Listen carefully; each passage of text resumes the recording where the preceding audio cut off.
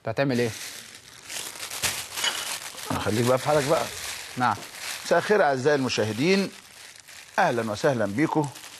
وطبق اليوم سلطه اليوم، سلطه النهارده. سلطه النهارده هتبقى عباره عن خيار وطماطم. مفيش ما يمنع ان احنا نزود الخيار بس بعد ما ننضفه. دي حته كده صغيره. مش كابوتشا؟ تاخد طماطم يا ابراهيم؟ عايز كابوتشا. عايز ايه؟ بحب الكابوتشا. كابوتشا ايه؟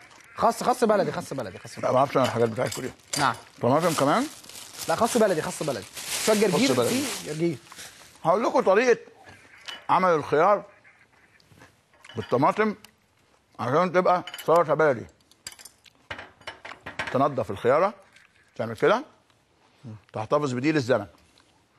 وبعدين في نوعين من تقطيع الخيار، في خيار كده تقطع كده كده، خليك معايا عظيمه، كده كده كده كده كده كده كده، ده اسمه طرنشات.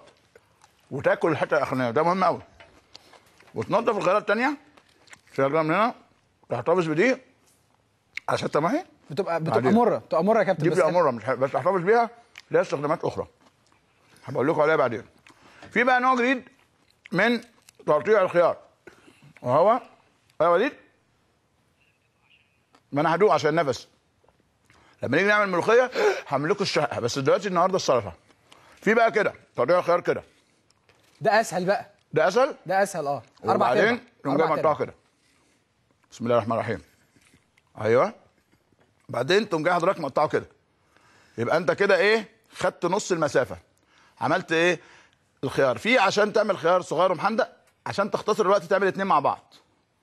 الاثنين مع بعض تعملهم كده، او لو انت قدامك وقت يعني وعايز تتسلى وتغني اغنيه في المطبخ، تقوم جاي ايه؟ مقطعه واحده واحده.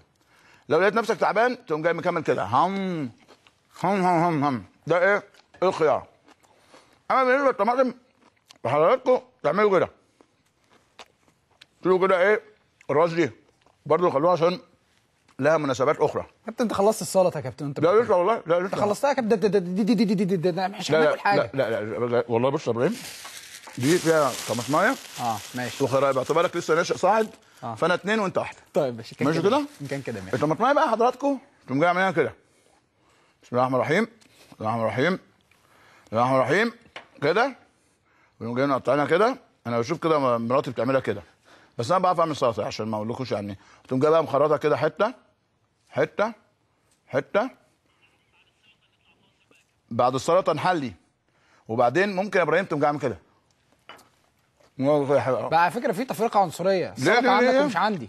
لا والله السلطه عندي، انا ما عنديش سلطه هنا. انت شغال على حسابي. طب ثانيه، اعمل رز انا طيب؟ ناخد احط الرز على النار. بص بقى، هنفضل تقلب فيها ونحطها على النار شويه لحد ما تستوي. اللي عايزين رجيم يعملوا كده.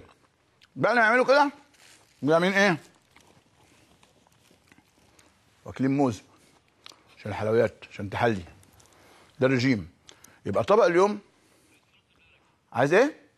موز صغير حلو، ده الموز البلدي. تقوم جايب الله، انا عارف يا ابراهيم انت هتموت دلوقتي. ما الاستوديو عندك مليان اكل وموز وخضار وفاكهه، وانا قاعد هنا اتفرج. يا عظيمه، ده ما تمامكش، ده جنبك، خليك معايا. خد ده كده، ده الموز. لو حد ما بيحبش الموز، في بلح احمر وفي بلح اصفر. وبعدين تقول الحمد لله، تغسل ايدك وتروح لفاصل، وبعد الفاصل نرجع نكمل الطبخ.